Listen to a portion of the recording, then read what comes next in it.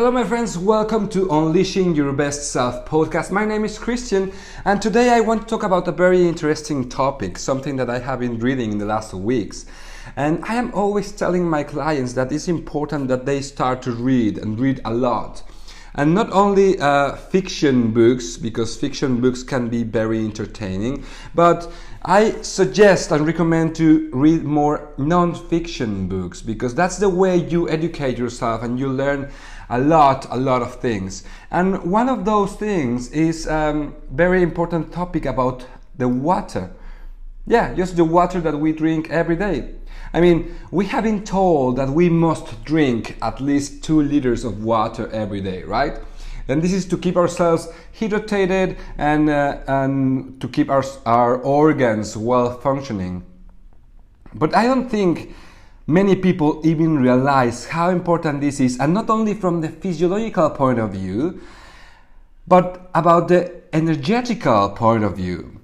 In the last years, for example, quantum physics has filled the to-do list of the scientific community. We have discovered that we were wrong in many things, and that, for example, ancient philosophers and scientists like Socrates, Plato, Albert Einstein, and Nikola Tesla, and many others were not as crazy as we thought they were.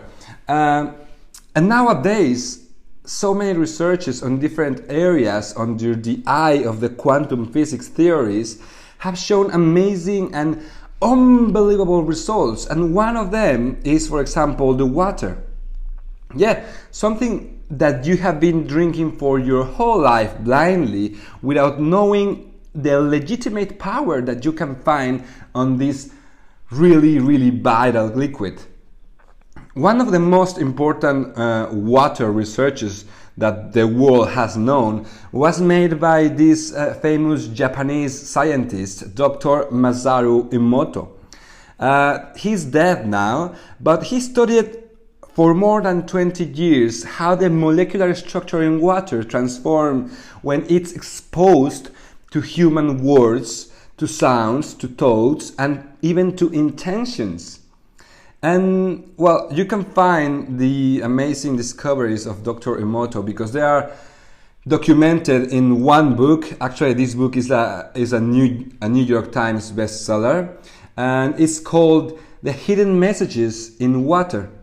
But basically, in summary, what he shows in these books is like he demonstrates how water exposed to good, loving, grateful, benevolent and compassionate human intentions results in very symmetric and beautiful and pleasing formations in the molecular structure of the water.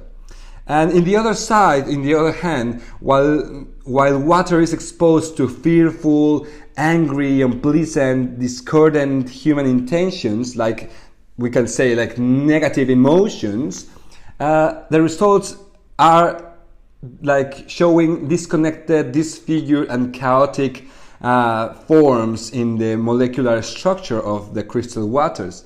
And basically he did this using magnetic resonance analysis technology and of course very super high speeds photographs. But if you could take the time to Google the research of this scientist, Dr. Emoto, you will find the photographs of the crystals when they are exposed to positive things and when they are exposed to negative things, and it's really crazy, it's really impressive and very interesting to see how the crystals, like how they form very nice things when they are like in the positive scenario, and how it's like all chaotic when they are in the negative scenario. In the same way, this guy Dr. Emoto also showed that how polluted and toxic water can be altered and restored to beautiful symmetric crystals like the ones found on clean and healthy water after being exposed to a prayer and good intention. And he made this experiment using water sorry, using water and the praying of a Buddhist monk. So if you could see the photographs after the prayer and before the prayer, it's just amazing. It's really, really beautiful. And all this, I'm telling all this because it's related to what the field of quantum physics has told us about the power of energy in the behavior of the molecules, cells, and atoms. Since everything is energy, when we expose any particle to a negative or positive vibration, such particle reacts accordingly. Do you remember that? Because we talk about that, I think, in the second episode of the podcast. And well, you may be wondering, and what does this has anything to do with me? Well, that's very, very simple. Because you are probably drinking water every single day, more than once. And if you start setting intentions, saying reinforcement words, and feeling positive vibrations with and to your water before you drink it, you will be charging and energizing your water with a powerful energy that could change the chemistry of your body, but also that can affect the direct vibration of your energy to attract more positive things in life. That's what I'm saying. What I'm saying is you need to talk to your water in a very, very nice way. We cannot forget that water constitutes 60% of our body. And if you think that talking to your water before you drink it is too crazy, well, who cares? Crazy can be good, and the best part is that you have nothing to lose, and for sure you have so much to win. There is an Indian yogi that I love too, is also an author. It's called Yogi Vasudev, and is also known as Sadhguru. And he says that you should treat your water with reverence.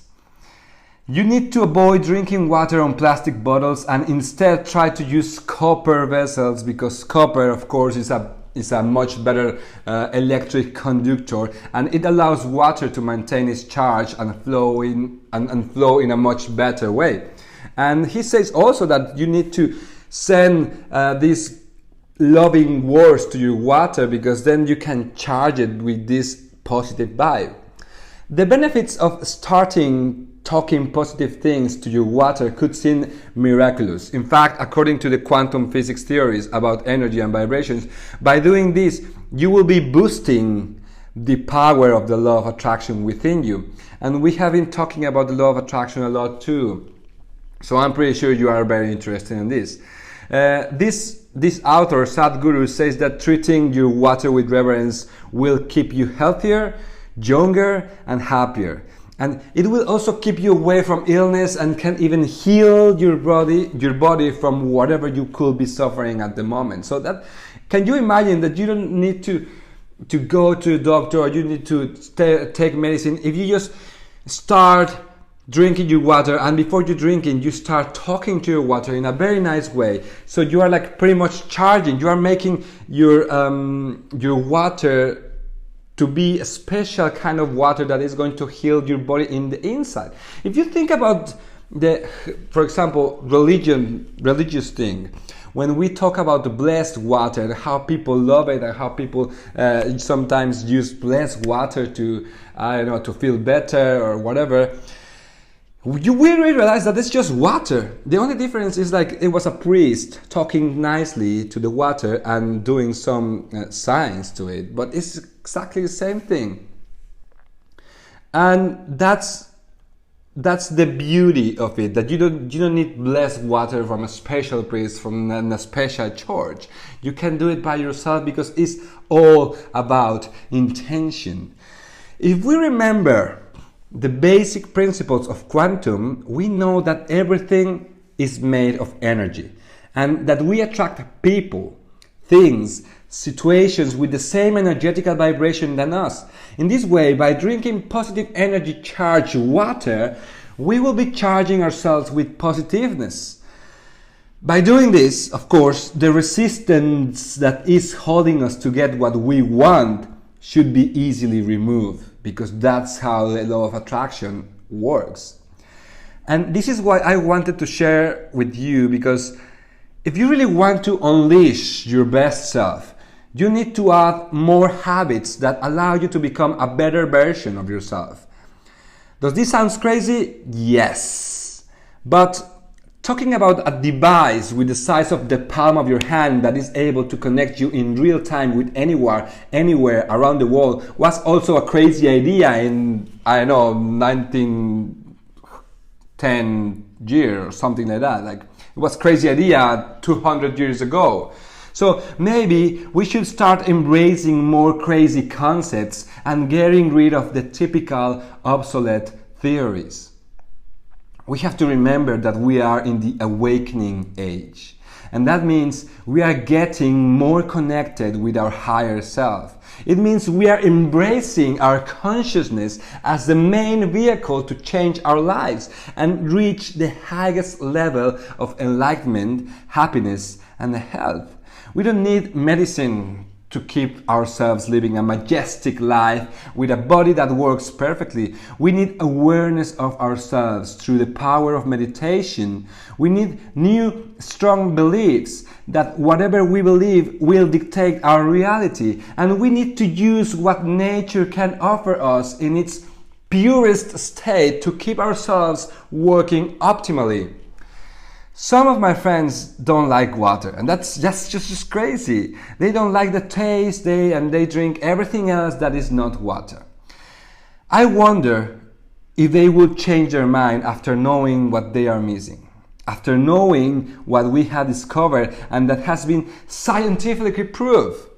So if you want to change your life with simple, basic steps, start with this. Number 1. Believe that all what you want is possible. Believe all that you want is possible. And change your beliefs to something that will help you. For example, believe that you can heal yourself. Believe that you can slow aging process. Believe that you can attract whatever you want. And remove the beliefs that are limiting you. Because maybe you think they are too crazy, because maybe you think it has been proven, because maybe you think it's just stupid. Remove those beliefs. You need to start changing your beliefs if you really want to live a better life. Number 2, meditate every day. As long as possible, but minimum 20 minutes.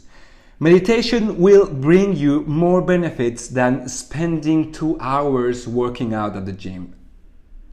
Believe me. Like, of course, exercise is good for your body, but meditation is just something miraculously. And there are so many researchers now in science that prove that meditation is just great, not only for your body but also for your mind and for the way you perform during your everyday. Number 3, start talking to your water in a good way. And why not to all the food composed by water?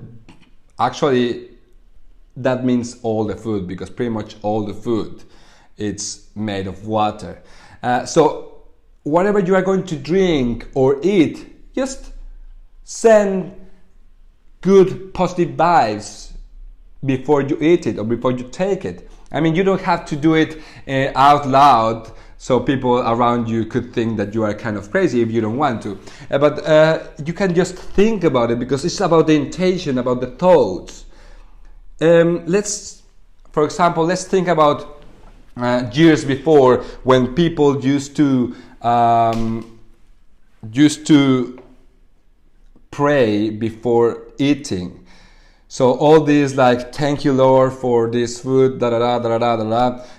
Well, that was just like, it's just like good intention. I'm pretty sure those things were working to always keep food in the table, right? That's what they used to say, that you need to be grateful and to pray to God so you never lack food in your table. Well, if you are religious or not, it doesn't matter. You still can talk to your food and to your water in a nice way to keep having the benefits of that good vibration every time you put something inside you. And the number 4, try this for 30 days. And if you don't see good changes in your life, then sue me. Try it for 30 days. And if you don't see good changes doing this in your life, then just sue me. Thank you very much. See you in the next episode. Bye bye.